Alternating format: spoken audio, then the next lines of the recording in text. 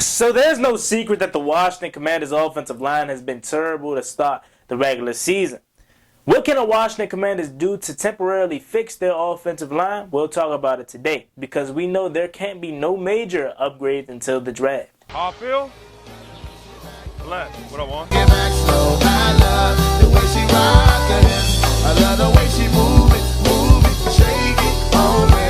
When she cry for him, the shawty is the winner. You can tell that shawty's no beginner. She's confident. I love the way she move it. YouTube, what's going on? It's JGTS here. We have another Washington Commanders video, and in today's video, I'm coming on here with the video where we're going to be talking about what the Washington Commanders can do now to fix their offensive line issues just a tad bit until they can actually majorly upgrade it this offseason. So without further ado, let's get straight into today's video. But before we do, make sure you guys go down below, leave a like on this video, subscribe if you're new, and turn on post notifications so you get notified when I upload new videos like this to the channel. We're on the road to 6,000 subscribers. Please hit that subscribe button again if you haven't already. Thank you so much. Let's get straight into today's video. So the Washington Commanders are facing the best defensive line that they faced all year in the Philadelphia Eagles this Sunday. But if the Philadelphia Eagles want to take advantage of the Washington Commanders' offensive line, all they have to do is turn on the Buffalo Bills film or the Denver Broncos film and even the Arizona Cardinals film to see the Washington Commanders have struggled up front this year.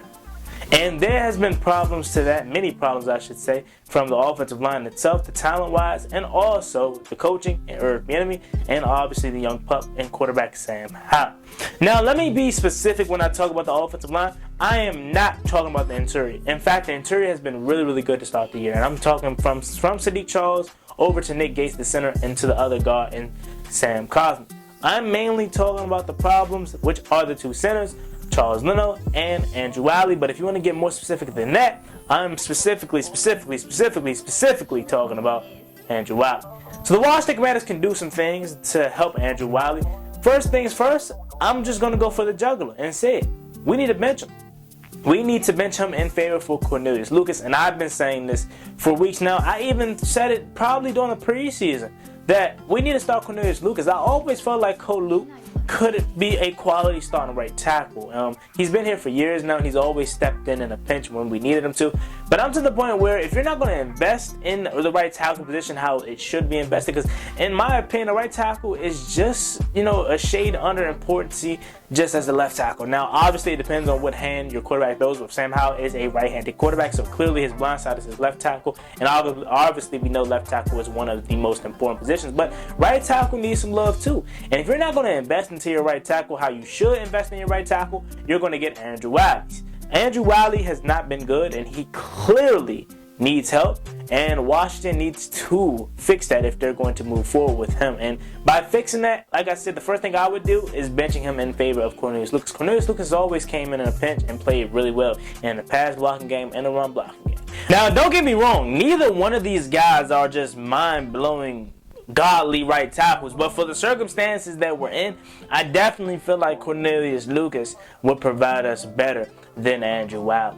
Andrew Wiley just doesn't seem to have it athletically, and that was our problem last year. Remember, last year we had two bad guards in Trey Turner and in Andrew Wiley. Now it seems like this year they reversed, and we got two bad tackles. Now, Leno is not as bad as Wiley, but Leno definitely be having his moments too. Andrew Wiley just needs to be replaced, and let him be a backup, and let Cornelius Lucas come in there. Now let's move on to the next thing. If you're not ready to bench Andrew Wiley in favor for Cornelius Lucas, you can do this. You can chip every single time we snap the ball. I don't care what formation we're in. I don't care if we're in single back, I form, out of the gun, whatever formation we're in, you need to make sure Andrew Wiley's having extra protection on his side. So whether that's keeping in John Bates, whether that's making sure the slot receiver gets a piece of the edge rusher on his way out to his route, or whether that's the running back getting a piece of the edge rusher on his way out, we need to create some type of double team for Andrew Wiley's side every single time we snap the ball, because he is that bad of a liability. And this week, he's going to have Hassan Reddick, who we know is a master at beating up on backup tackles and having double-digit sacks.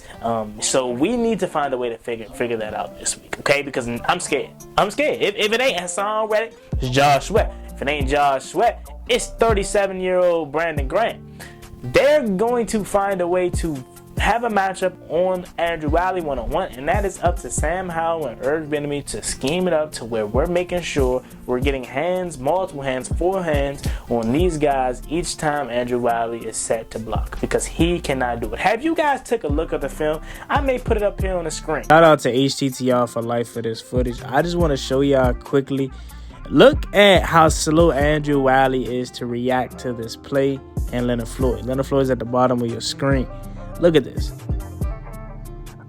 So Leonard Floyd is moving already. Andrew Wiley is still in his stance. So boom. Boom. By the time he finally somewhat reacts, Leonard Floyd is already in a full stance and ready to sprint. By the time he gets up, Leonard Floyd is coming right at him. And then he just loops right around him and sacks Sam Howell. But this is the one specific play.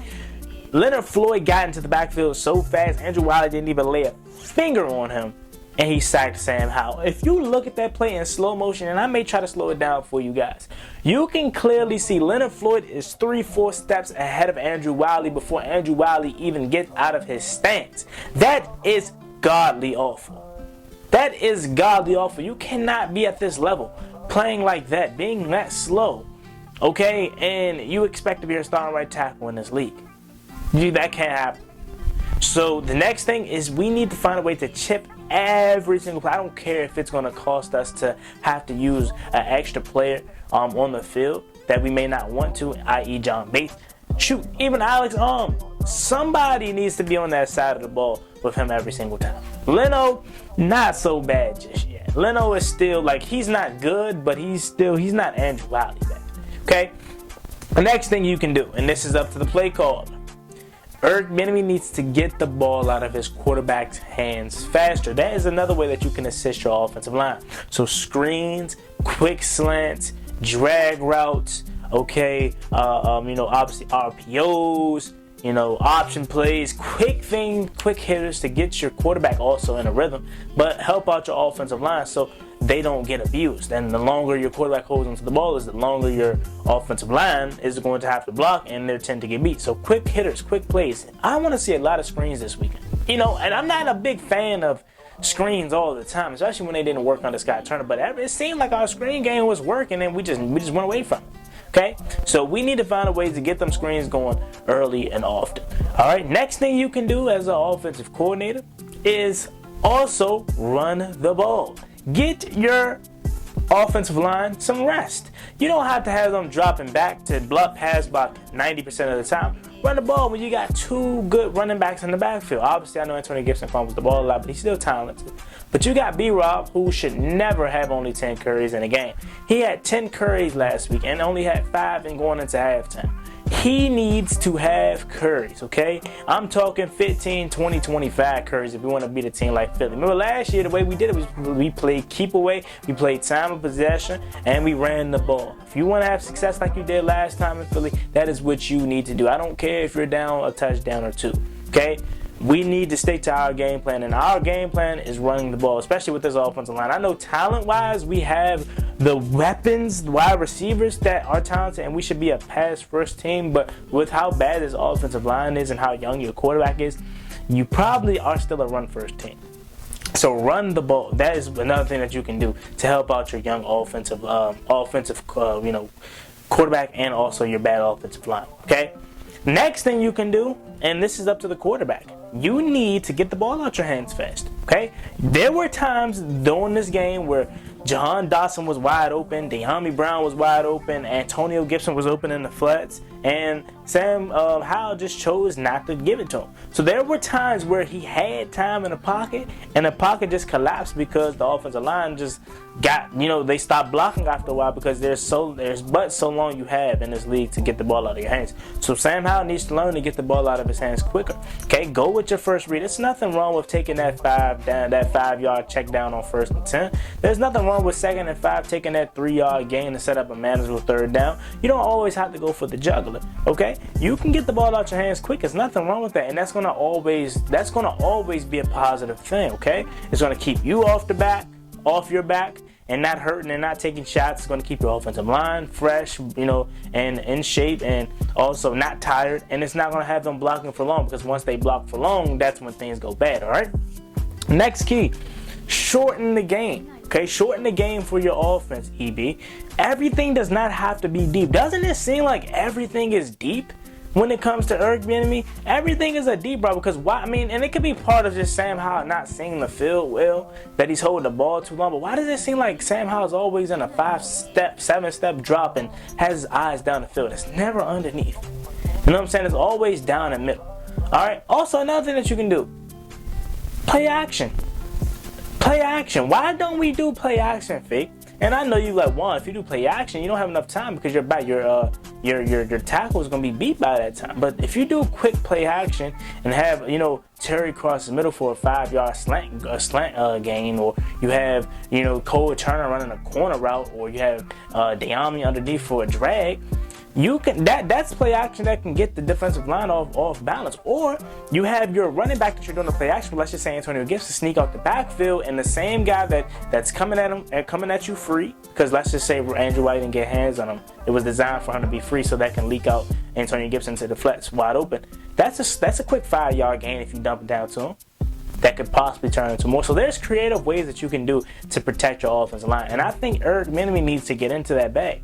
Now, we got to realize too, and I'm not making no excuses for EB, but technically this is his first time being the guy. Like, obviously he's been on countless offensive staffs, and he's been the offensive coordinator there in Kansas City, but this is his first year running the show. So it's only week 3. I don't think we're going to be having these complaints by week 8, week 5, week 6, week 7, week 8. All of them, you know, as we get later into the season, we shouldn't have these complaints. But right now, these are just some tips that I think the Washington Commanders could follow to help, you know, better their offensive line right now. Because clearly, I know some of y'all going to be like, Juan, hey, why won't we just trade for one? It's not that easy. And there's no good tackles out there that you can trade for, or else they'll be on somebody's team.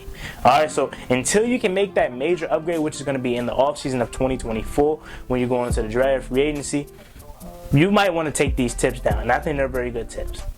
So that is how you can better your offensive line right now, Washington. Let me know what y'all think about in the comment section. As always, me boy Juangottiwft, like, comment, subscribe. It was to the Washington Commanders. Want to roll to 7,000 subscribers? Please hit that subscribe button again if you haven't already. Let me know what you think the Washington Commanders can do at this current moment to help better their offensive line.